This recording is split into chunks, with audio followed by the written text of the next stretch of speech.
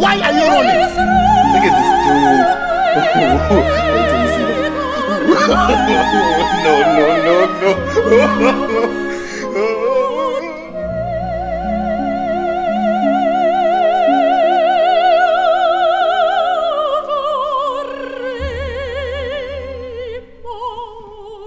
So you think the NBA sucks, huh? Well, you're entitled to your own opinion, but I'm also entitled to change it. You see, the modern NBA doesn't suck. It just has problems, just like every era before it. The 80s had the drug problems. Stop it. Get some help. The 90s had bad player behavior and an over-reliance on MJ. The 2000s had an image problem and selfish plays, and so on. And while this era seems to have the most problems that affect the game itself, just like the previous eras, it also has great things that make the NBA worth watching. These are the best things about the modern NBA. Nobody's safe. Nobody's The safe. level of skill right now is the highest it's ever been in NBA history. Old heads hate to admit it, but the gap in skill between now and then is absolutely astronomical. Back in the day when MJ did a reverse layup, everyone went ballistic because at the time, only the most skilled player like him could pull off such a crazy move. Now, we got Grayson Allen of all people doing it. The shot tonight, not lost. Grayson on a run to the rim. Oh no, my goodness. And this goes for every single aspect of the game. Dunking. We all know Vince Carter's performance in the 2000 dunk contest was the greatest dunk contest performance of all time. But it was not the most skillful display. The 2016 contest honestly blows that out of the water. Hating in that mascot. I mean, come on. Shooting, we got 7-footers hitting step-back threes. We got players making shots that constantly defy logic and physics. Ball handling, Kyrie Irving. End of story. The players of the previous eras might have played like superhumans, but the fact is that today's players, they are superhumans. But these dudes aren't just built different, they're built global. Unlike this past year's NBA ratings, the amount of talent coming in from overseas is at an all-time high. Up until the 2020s, the top 5 players were almost always American, and there was only 1, maybe 2 great international players every season. But now, we got Jokic, we got Luka, we've got Giannis, we've got Shai, and those are just the MVP level guys. These international players bring a whole new level of skill and freshness that make the game truly fun to watch. Jokic is redefining what a big man can do, stuff we've never seen before.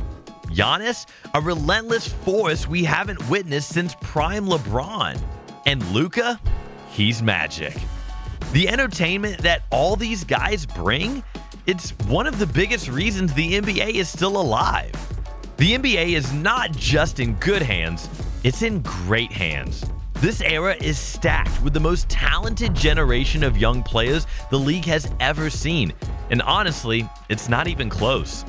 Ant-Man is already taking the league by storm. Tyrese Haliburton is shaping up to be the new point guard. Wemby is just a glitch in the matrix. Do I even need to mention Luka? Guys like Ja, Chet, Cade, LaMelo, Scotty Barnes, JT, Paolo, these dudes are already making serious noise in the league. And the craziest part, they're nowhere near their prime yet.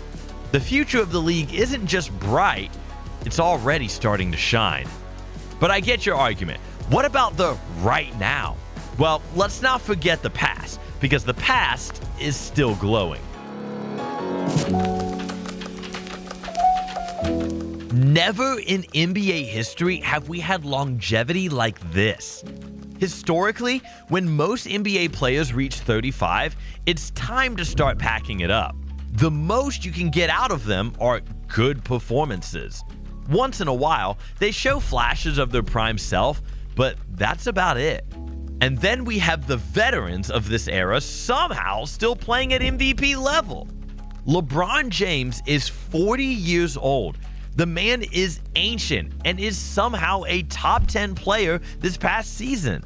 Steph is 37, and he's the only thing keeping the Warriors in the playoffs and not tanking when he's on the floor. KD and Harden are still playing at all-star levels. Never before have we seen such an overlap of greatness from two different eras. And guess what? That greatness isn't stacked on one team anymore.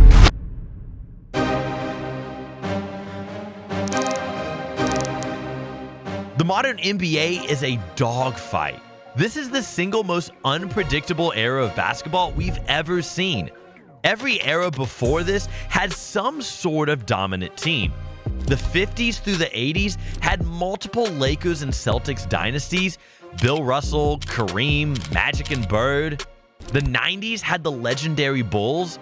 The 2000s had the Lakers and the Spurs.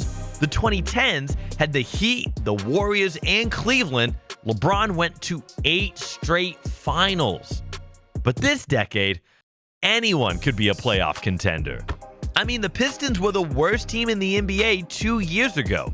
And this past season, they were giving the Knicks trouble in the playoffs. The Rockets didn't even make the play-in tournament 2 seasons ago. And this past year, they're the second best team in the West? Same goes for the opposite side.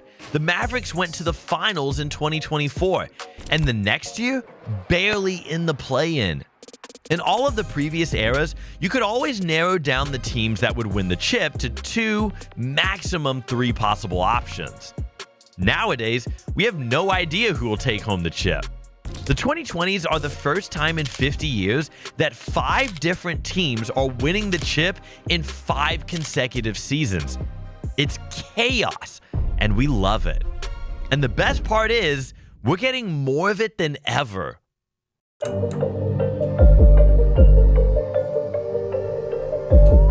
Access to NBA content has skyrocketed in recent years. Back in the day, if you missed a game, your only option was to catch a few highlights on SportsCenter if you were lucky. But now, thanks to modern technology and social media, the game is more accessible than ever. We've got a whole universe of basketball content creators breaking down plays, telling stories, and keeping fans in the loop 24/7. Just like some fun YouTube channels that you might be subscribed to. By the way, if you're not subscribed to this channel already, I think now's a good time for you to hit that button. No more boredom during the off season. Even the players themselves are getting involved, launching podcasts, vlogs, and behind-the-scenes content that gives us raw, unfiltered access straight from the source. It's a level of connection and insight that fans from past eras could only have dreamed of. And honestly, it's a breath of fresh air, because now we're not just stuck with the usual analysts, we actually have people that know about basketball now. And the ultimate reason the NBA is still a must-watch, the things that keep us hooked, the most important factor of them all, basketball is still beautiful. Say what you want about this era, load management, super teams, reffing, whatever, but at its core, the game is still pure, and the emotions have never left. That feeling when your team pulls off an impossible comeback, it still hits. That insane dunk, it still gives you chills. That buzzer beater, it still makes you jump off the couch and scream. The jerseys might change, the rules might evolve, the faces on the court might be new, Adam Silver might still try to rig the league, but the soul of the game, it's still here. It's still beautiful. It's still basketball. Back out to Allen. His three-pointer. Bang! Tie game. Trying to get some room for the win. Got it. And 3 wins the series. It's Lillard. He got the shot off. Lillard throws up the floater. Good night, Cleveland. That is for you. Another moment indelibly etched in time.